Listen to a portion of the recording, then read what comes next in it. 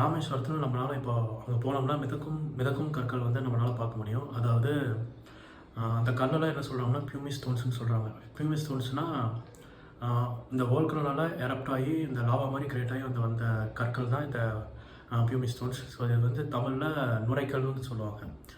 So இந்த scientist வந்து என்ன சொல்றாங்கன்னா, இந்த கல் வந்து ஆக்சுவலா ராமேஸ்வரத்துல பார்த்தீங்கன்னா, இந்த தமிழ்நாட்டுல இந்த வோல்கனஸே கிடையாது. பட் சயின்டிஸ்ட் என்ன சொல்றாங்கன்னா, இது வேற எங்கேயாச்சும் ஒரு தீவுலேருந்து இந்த கற்கள் வந்து அங்கே இருக்கிற வோல்கனோனால உருவாகி இந்த கற்கள் வந்து அந்த கடலில் விழுந்து இது வந்து அந்த வாட்டர் கரண்ட்னால மூலிமா இது பாஸ் ஆகி ட்ராவல் ஆகி இந்த நம்ம தமிழ்நாடு இந்த சைடு வந்து வரதுக்கு சான்ஸ் இருக்குது அப்படின்னு வந்து சயின்டிஸ்ட் சொல்கிறாங்க.